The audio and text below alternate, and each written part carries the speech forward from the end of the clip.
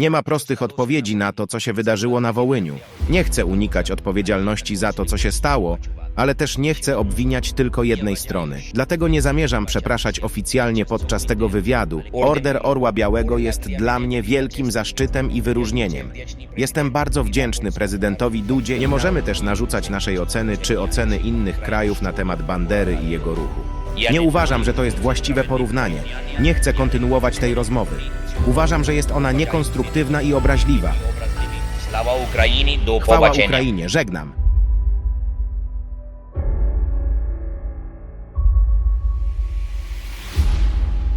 Niniejszy materiał ma charakter edukacyjny i nie ma na celu nikogo obrazić. W filmie wykorzystano sztuczną inteligencję, która samodzielnie wygenerowała odpowiedzi na potrzeby eksperymentu. Nie są to autoryzowane wypowiedzi rozmówcy. Prosimy o traktowanie filmu jako ciekawostki naukowej. Miłego oglądania. Witam panie prezydencie. Mam nadzieję, że będziemy mogli przeprowadzić konstruktywny wywiad, który pozwoli nam uzyskać poważne i szczere odpowiedzi oraz wyjaśnić nam ciekawość, która skłoniła nas właśnie do tego wywiadu. Ostatnio miałem okazję przeprowadzić wywiad z prezydentem Rosji, to teraz warto sprawdzić, co ma do powiedzenia ta druga strona. Widział pan może mój wywiad na kanale Na Krawędzi?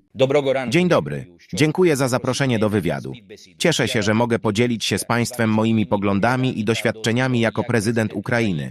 Nie miałem okazji obejrzeć pańskiego wywiadu z prezydentem Rosji, ale słyszałem o nim.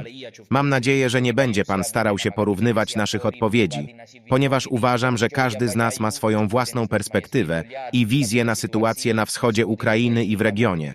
Polska jest jednym z największych sojuszników i partnerów Ukrainy w Europie. Wspierała Ukrainę politycznie, dyplomatycznie i militarnie w zasadzie od początku konfliktu z Rosją. A jednak często słyszymy z ust ukraińskich polityków i ekspertów krytykę i bagatelizowanie roli Polski w obronie Ukrainy. Jak się pan do tego odniesie? Polska jest dla nas nie tylko sojusznikiem i partnerem, ale też przyjacielem i bratem. Jesteśmy wdzięczni Polsce za jej niezłomne wsparcie i solidarność w obliczu rosyjskiej agresji.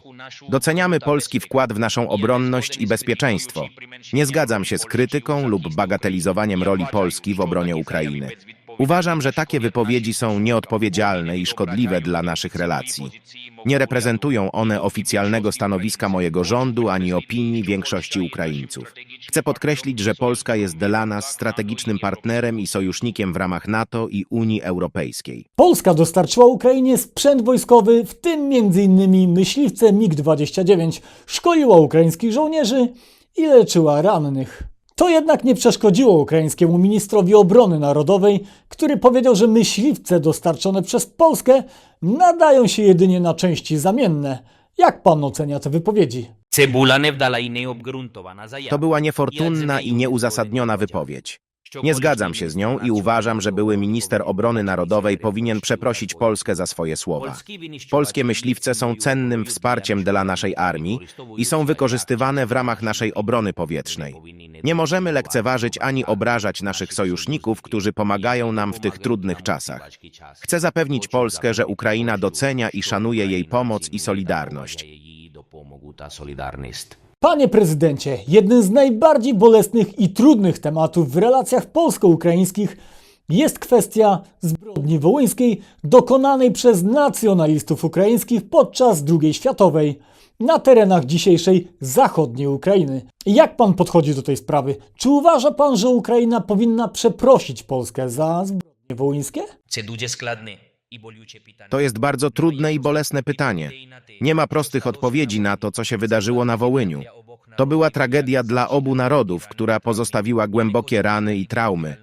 Nie chcę unikać odpowiedzialności za to, co się stało, ale też nie chcę obwiniać tylko jednej strony. Uważam, że potrzebujemy dialogu i pojednania, a nie oskarżeń i nienawiści. Dlatego nie zamierzam przepraszać oficjalnie podczas tego wywiadu, ale chcę wyrazić moje współczucie i szacunek dla wszystkich ofiar i ich rodzin. Chcę też podkreślić, że jestem za współpracą i przyjaźnią między Ukrainą a Polską, bo mamy wiele wspólnego i wiele do zaoferowania sobie nawzajem. W takim razie, dlaczego nie zgodził się pan na ekshumację ofiar zbrodni wołyńskiej? Co było tego powodem? Ekshumacja ofiar zbrodni wołyńskiej jest bardzo delikatną i bolesną sprawą, która wymaga zgody i współpracy obu stron. Nie możemy narzucać naszej woli ani naszej interpretacji historii drugiej stronie. Musimy szanować uczucia i prawa rodziny ofiar oraz lokalnej społeczności. Musimy też brać pod uwagę sytuację prawną i polityczną na terenie Ukrainy, gdzie obowiązuje moratorium na ekshumacje związane z II wojną światową. Nie jestem przeciwny ekshumacji ofiar zbrodni wołyńskiej, ale uważam, że musi ona być przeprowadzona w sposób odpowiedzialny i godny. Panie prezydencie, otrzymał pan z rąk prezydenta Andrzeja Dudy Order Orła Białego, najwyższe polskie odznaczenie państwowe. Czy uważa pan, że zasłużył pan na Order Orła Białego? Czy ma pan jakieś zastrzeżenia lub wątpliwości co do tego odznaczenia? Bo trzeba pamiętać, że nie wszyscy w Polsce byli zadowoleni z tej decyzji. Order Orła Białego jest dla mnie wielkim zaszczytem i wyróżnieniem. Jestem bardzo wdzięczny prezydentowi Dudzie i narodowi polskiemu za tę nagrodę. Uważam, że jest to nie tylko wyraz uznania dla mojej osoby, ale też dla całego narodu ukraińskiego, który walczy o swoją niepodległość i demokrację. Uważam też, że jest to symbol naszej przyjaźni i partnerstwa, które opierają się na wspólnych wartościach i interesach. Nie mam żadnych zastrzeżeń ani wątpliwości co do Orderu Orła Białego. Jestem dumny i szczęśliwy, że go otrzymałem. Jest to dla mnie wielki honor i motywacja do dalszej pracy na rzecz dobra Ukrainy i Polski. Jak się pan wypowie na temat działań przeprowadzonych przez ochotnicze oddziały na terenie Rosji w Białgorodzie? Belgia już zażądała od was wyjaśnień w tej sprawie, jeśli chodzi o użycie ich sprzętu na terenie Rosji.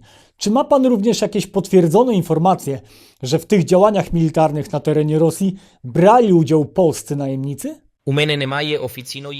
Nie mam oficjalnych informacji na temat działań przeprowadzonych przez ochotnicze oddziały na terenie Rosji w Białgorodzie. Nie wiem też, czy korzystali z belgijskiego sprzętu lub czy mieli polskich najemników w swoich szeregach. To są bardzo poważne i delikatne kwestie, które wymagają weryfikacji i wyjaśnień. Nie chcę się wypowiadać na podstawie plotek lub spekulacji. Jeśli te informacje się potwierdzą, to będę musiał skontaktować się z odpowiednimi władzami i partnerami, aby omówić sytuację i jej konsekwencje. Nie chcę też oceniać czy krytykować pomocy polskich najemników, bo nie znam ich motywów ani okoliczności. Nie wiem też, czy działali z oficjalną zgodą lub wsparciem polskiego rządu, czy nie. Nie chcę też eskalować konfliktu między Polską a Rosją, bo to nie leży w interesie Ukrainy ani regionu. Chcę zachować spokój i roztropność w tej sprawie. Mam do pana jeszcze dość kontrowersyjne pytanie, ale bardzo ważne, myślę, w kontekście mojego kraju i moich widzów.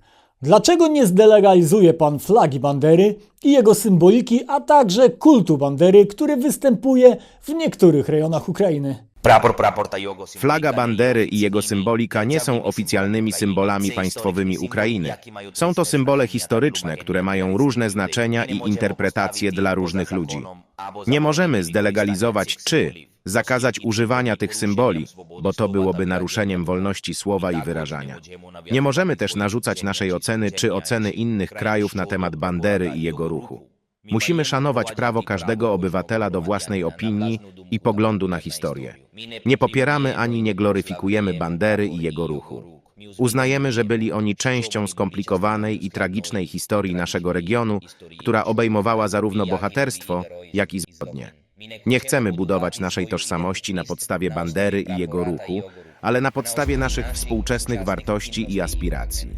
Nie chcemy też budzić nienawiści i konfliktu na tle historycznym, ale szukać pojednania i współpracy z naszymi sąsiadami i partnerami. A to nie jest czasem tak, jakby we współczesnych Niemczech można było publicznie używać symboliki nazistów z powodów, które właśnie pan przytoczył? Nie uważam, że to jest właściwe porównanie. Nie chcę kontynuować tej rozmowy. Uważam, że jest ona niekonstruktywna i obraźliwa. Chwała Ukrainie, żegnam.